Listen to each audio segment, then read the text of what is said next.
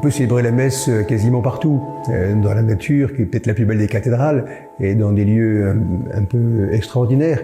Mais dans un lieu qui est destiné à durer, il faut que le mobilier, qui n'est pas un mobilier ordinaire, mais un mobilier sacré, c'est-à-dire conduise au cœur, conduise au mystère, et soit évocateur de ce qu'on y célèbre, de ce qu'on veut y faire, avec peut-être une petite touche qui rappelle le sens du lieu où il est placé, de la maison, de telle église, telle cathédrale.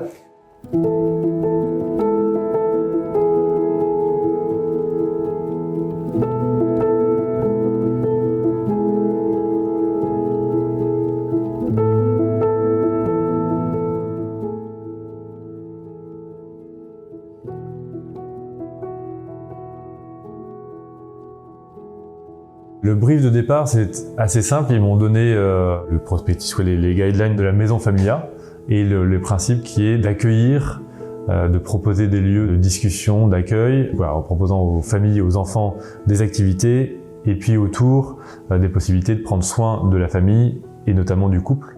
C'est des chrétiens qui mettent leurs compétences, leur service, leur humanité au service de tous ceux qui en ont besoin, de tous, sans distinction. Mais les chrétiens trouvent leur source et leur force, et leur espérance dans le Christ, bien sûr. C'est essentiel que la chapelle, la présence eucharistique, la prière, l'Eucharistie puissent être au centre de cette maison. Notre discussion, notre travail avec l'équipe et avec le Père Bruno Lefebvre-Pontalis, c'était c'est ce qui ressortait, c'était vraiment de la douceur, l'apaisement, essayer de mettre les gens en prière, d'aider les personnes à ouvrir les portes. Je pense qu'il y a une caractéristique essentielle d'un mobilier liturgique, c'est le beau. Et le beau est ce qu'on appelle un transcendantal, c'est-à-dire un chemin qui conduit à Dieu et qui nous dit quelque chose de Dieu. Ici, il fallait que ce soit beau et en même temps sobre.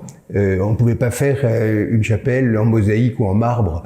Ça aurait été pas en cohérence avec le lieu, l'esprit de la maison, mais il fallait que ce soit beau, que ça conduise au mystère, que ce soit évocateur pour les personnes qui viendront ici, qui sont proches ou un peu plus loin de l'Église, ou pas chrétiennes, mais évocateur de la paix et de l'espérance que le christianisme porte. Et que nous voulons, dont nous voulons être les collaborateurs dans cette maison. Voilà, il faut que le mobilier liturgique conduise au mystère et soit relais du message qui est porté non seulement par la maison, non seulement par ce qu'on y fait, mais bien sûr par le Christ lui-même, qui en est l'origine. On va chercher à parler de l'âme, même dans le mobilier qui sera pour du profane ou du non sacré en tout cas. Chercher à faire sortir de la matière, et c'est là où le bois, même où la pierre, les veines qui racontent une histoire, qui racontent une vie, qui racontent une âme finalement. On va essayer d'aller toucher ça, que ça soit du mobilier non sacré ou pas. Après, dans le mobilier sacré, évidemment, il y a cette démarche où mon client réel, c'est Dieu lui-même. Et donc, c'est un client qui voit tout, qui est là tout le temps, partout, et jusqu'à l'intérieur de moi, où il voit l'intention que je mets dans la création, mais aussi dans le travail, dans les raccourcis qu'on peut prendre ou des choses comme ça. Voilà, où je demande plus particulièrement ce que je ne fais pas pour le coup sur du mobilier non liturgique, à Saint-Joseph et même à Jésus, parce que Jésus était menuisier lui aussi, charpentier pardon, de venir travailler avec moi la pièce et de m'aider à trouver le bon geste, à trouver le bon endroit, notamment sur la sculpture, où chaque coup de gouge, alors sur du mobilier c'est plus maîtrisé, on a les plans et puis on vient réaliser les plans exacts. Sur la sculpture, chaque geste est un choix qui va avoir un impact sur toute la suite. Et donc voilà, demander à Joseph, à Jésus de venir m'aider, et puis à Marie de m'inspirer la douceur et la beauté et tout l'amour qu'elle a dû recevoir de Jésus et qu'elle peut nous donner.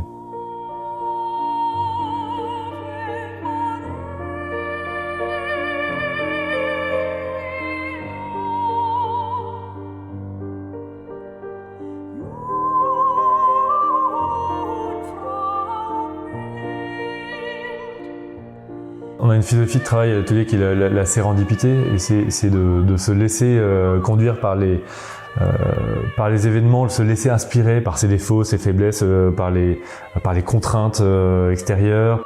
En fait, j'ai pas de recette. Ça peut être prendre la page blanche et dire bon voilà, qu'est-ce qu'il faut faire, voilà, j'ai peut-être tout de suite une idée, un premier jet qui sera pas forcément le final, mais ça peut être ça. Deuxième démarche, c'est de dire de rentrer dans une démarche d'un peu de pèlerinage, de rentrer dans une période de jeûne, de choses comme ça. Dire voilà, j'ai pas d'inspiration, Seigneur, inspire-moi. Donc ça peut être aussi un moment où vraiment j'arrive pas à trouver d'idée, dire ok, je remets tout de côté, je me remets sur d'autres projets. J'ai souvent plusieurs projets en parallèle. Et en fait, l'inspiration se débloque quand souvent ça arrive à tout le monde un peu cette chose-là, mais quand on passe à autre chose, on dit et en fait c'est ça qu'il faut faire. Et puis et là on repart et on revient sur le projet. Donc vraiment se laisser guider par les choses. L'inspiration vient par des choses totalement différentes. Et le premier projet qui nous a fait, après nous avoir écoutés, était vraiment quasiment celui-là. On a ajusté quelques petites choses, on a ajusté des détails, la place de telle ou telle chose, on a travaillé un peu sur les vitraux, sur ce qu'on voulait aussi envoyer comme message à travers ce cœur, à travers le bleu de la Vierge Marie, à travers l'Esprit Saint, des messages qui vont tous dans le même sens, qui est celui de l'amour, de l'espérance et de l'accompagnement, la protection. Là, on a le plus discuté, c'est sur la croix. On voulait vraiment un Christ qui soit à la fois souffrant et glorieux. J'avais commencé à le sculpter, j'avais fait un dessin donc qui était un peu plus abstrait, qui avait un visage, voilà, il n'y a pas forcément de cheveux, de barbe, voilà, c'était et puis donc j'ai commencé à sculpter les éléments, et puis moi il y a des choses qui m'allaient pas, et puis au fur et à mesure il y a plusieurs personnes qui sont passées et qui m'ont dit mais pourquoi il n'y a pas de cheveux? Et pourquoi il n'y a pas de cheveux? Alors que j'avais déjà fait un Christ où pareil dans cette idée-là, et j'avais jamais eu cette remarque-là. Ça avait été et puis là, je sentais qu'au bout d'un moment, il y a un message on essayait de faire passer un message. Du coup, j'ai repris la tête et j'ai resculpté la tête. Et puis là, il y a toujours quelque chose qui me plaisait pas. Et puis là, il y a plusieurs personnes qui passent, mais pourquoi il n'y a pas de barbe? J'ai dit, mais il n'y a pas forcément de barbe, quoi, le Christ, d'accord. Et puis, pour moi, c'est la Providence qui disait, il y a quelque chose qui, voilà, ça me va pas. Et là, dans ce projet-là, ici, je ne sais pas ce qui... Et donc, j'ai repris une troisième fois la tête. Et je me suis dit, mais en fait, on a une image du Christ, le Dieu nous a permis qu'on ait une image qui est le linceul. J'ai repris l'image du linceul, et puis j'ai essayé de coller le plus possible à l'image du linceul, et voilà, ça donnait cette sculpture-là, et c'est là où la Providence passe par les autres. J'ai fait rajouter des plaies sur le Christ pour montrer qu'il était marqué par la souffrance des hommes, mais aussi un Christ plein d'espérance qui nous élève et nous permet de prendre du recul par rapport à ce que nous vivons. Mais honnêtement, le projet initial a bien correspondu à ce que Bruno nous a proposé très vite. Le bois est vraiment un matériau qu'on a choisi dès le départ. La place centrale de la Sainte Famille, qui est symbolisée sur cet autel, qui est un petit peu le maître mot de cette maison, la maison familiale, où la famille est accueillie dans toutes ses dimensions. Elle est au cœur, elle est sur l'autel. Assez rapidement, dès la première réunion, je crois, l'idée de la Sainte Famille est venue. Ce qui après coup paraît assez naturel pour la maison familiale et pour la prévention du divorce, pour prendre soin de la famille. Mais en fait, tant qu'on l'avait pas trouvé, il y a plein d'idées qui étaient autour de ça. La maison s'appelait la maison Sainte-Agnès avant, où il y avait une réflexion autour de ça. Et puis en fait, la Sainte Famille est venue très rapidement. Donc donc l'idée c'était de parler de Dieu qui s'est fait petit enfant au milieu d'une famille, qui a choisi une famille humaine, Joseph et Marie, de naître, de venir au cœur de cette famille. Et donc de parler de l'importance de l'amour familial comme image de l'amour de Dieu, et du rayonnement que peut avoir cet amour, par la grâce de Dieu évidemment, mais donc d'avoir cette idée-là de Dieu qui vient, de Jésus qui vient au centre de nos familles et qui par là nous fait rayonner. Et donc tout est rayonnant, c'est l'Esprit Saint qui jaillit autour de nous par la Sainte Famille, par la Sainte Croix, par la lumière des vitraux, d'avoir cette idée-là. Et donc évidemment, comme dans l'icône, c'est quand on parle du sacré et de tout ce qui est sacré, on va se tourner plus facilement vers l'or et la feuille d'or. Donc le choix était là de sculpter la matière et donc de venir sculpter le chêne en goutte d'eau, l'eau qui vient, Dieu qui vient imprégner la matière matière terrestre, et qui lui donne cette couleur or par son rayonnement qui vient imprégner et faire rayonner. Et on voit déjà ces gouttes ou ces pétales d'or qui jaillissent de la Sainte Famille et plus précisément de la tête dorée du Christ qui en est le centre. Et voilà, ces gouttes d'or comme des petites gouttelettes de vie, et qui se répandent et qui viennent irradier, on pourrait dire, ou comme de l'eau, comme des rayons de soleil, pour pouvoir se poser dans le cœur de chacune des personnes venant ici. Au-dessus, vous avez le lieu où on garde la présence du Seigneur dans l'Eucharistie, qui est le tabernacle, où on retrouve un petit peu ce même motif, avec un symbole de l'hostie en bois au milieu, et de laquelle, en forme de croix, on retrouve les mêmes pétales d'or qui irradient de cette présence du Christ dans le tabernacle. Ces pétales d'or même qui sortent de l'espace du tabernacle pour venir aussi se répandre comme par toute la terre, sur l'ensemble du panneau qui est derrière, en bois, qui fait une certaine unité, une vraie chaleur dans ce lieu. Beauté, signification symbolique et sobriété.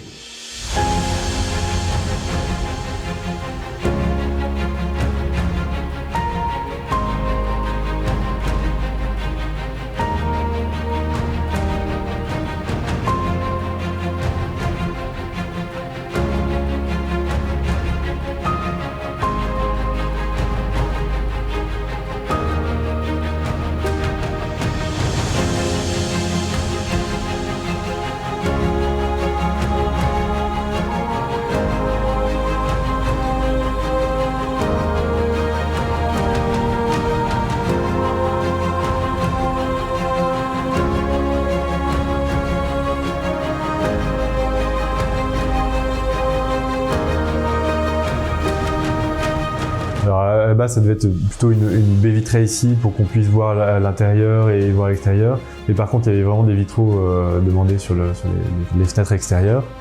C'est un travail de sculpture de la lumière, de la couleur et de la lumière. Et donc ça m'intéressait beaucoup de travailler avec l'ensemble liturgique ce vitrail.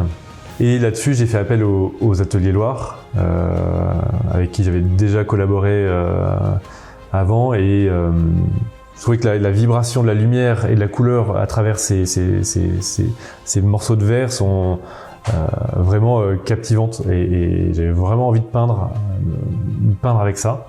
Et donc on est parti avec l'équipe de Familia sur un vitrail sur le Saint-Esprit, l'Esprit Saint qui vient nous infuser, par qui la grâce de Dieu passe, voilà, de venir inviter les gens, parce que ce vitrail est vu de l'extérieur. On a voulu que le vitrail soit visible des deux côtés, il soit comme un appel. et qu'on puisse dire, tiens, là, il y a un lieu qui est pas comme les autres. C'est pas une simple salle, et c'est un signe appelant. On a envie de voir un peu plus près ce que c'est, et puis de pousser la porte. Mais il y a la porte juste à côté du vitrail, il y a marqué chapelle dessus, chapelle de la Sainte Famille, bon. Mais le vitrail en lui-même est signifiant, est appelant de ce lieu, vraiment pour que les gens entrent. Sur l'autre côté, un vitrail qui met en valeur, qui est derrière la Sainte Vierge, donc voilà, qui est le rayonnement de la Sainte Vierge, et un autre vitrail. J'avais proposé une autre piste, et puis là, le père Bruno Lefebvre s'est dit non, et là, la Providence a sans doute parlé par lui, voilà, je veux un cœur sacré, voilà, un travail autour du cœur du Christ. Donc ça, c'est vraiment le Sacré-Cœur, si vous voulez, le cœur de Jésus, qui est le cœur qui porte aussi le poids, les souffrances et la peine des hommes, le cœur qui a donné sa vie pour le monde.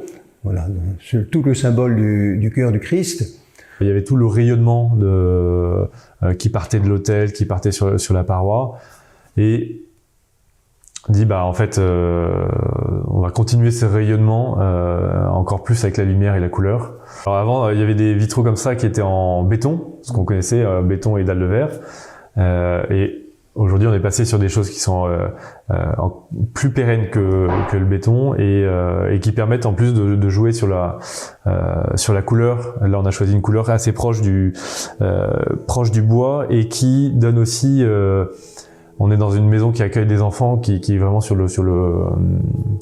les activités d'enfants. Il y a des cours de sport, des cours de danse, et d'avoir cet aspect un peu sable, plage, qui est intéressant, qui invite aussi à la continuité de ce qui se passe dans la maison familiale. Et donc on est venu, alors voilà, la manière dont on travaille aussi, c'est toujours alors soit quand on travaille dans l'atelier, soit avec nos partenaires comme les ateliers Loire, c'est de toujours être en dialogue entre l'artistique et la technique, et que il n'y a pas de concurrence entre l'un et l'autre, et que la technique peut apporter des sources d'inspiration, les contraintes techniques, comme ici pour l'Esprit Saint, où la dalle de verre ne permettait pas d'avoir un dessin aussi grand, une forme aussi grande. Et du coup, on a été chercher quelle forme peut avoir cette colombe en répondant à cette contrainte technique. Sur le cœur du Christ, on avait eu la même contrainte de la taille. Moi, je voulais quelque chose d'assez grand. Et puis du coup, avec la technique, j'ai coupé le cœur en deux, comme les cœurs sacrés qu'on peut voir avec la plie de la lance.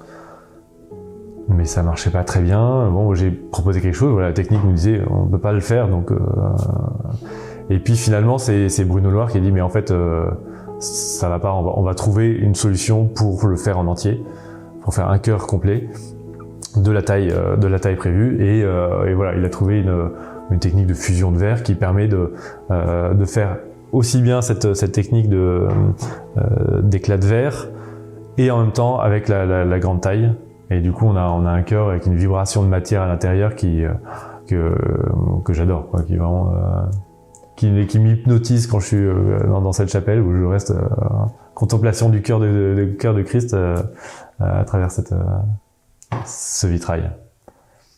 Les retours que l'on a de quelques personnes qui sont déjà venues depuis un mois et demi disent que ce lieu est très, très pacifiant, et on est bien, on a envie d'y rester.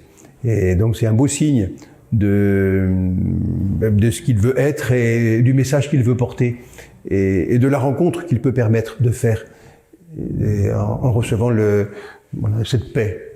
Si les gens pouvaient ressortir de cette maison alors qu'ils ont déposé une part des fardeaux qu'ils portaient, un peu pacifiés, on n'aurait pas perdu notre temps. Je considère pas que c'est mon travail personnel, que même si c'est ma main qui tenait le crayon,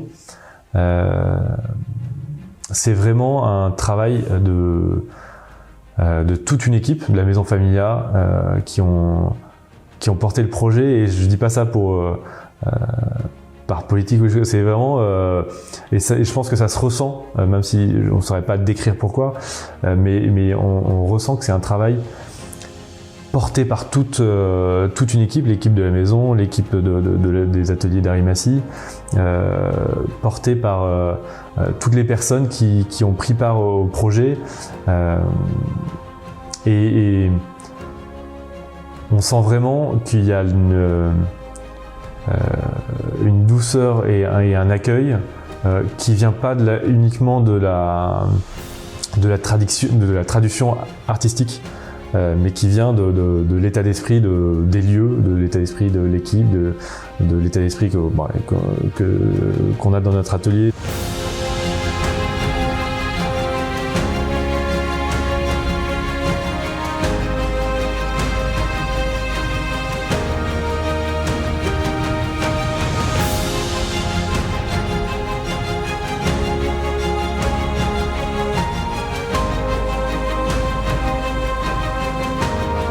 On se tient et on crée des choses parce qu'on est un corps ensemble et on s'associe dans une même direction. Ça, c'est magnifique. C'est une vraie communion déjà.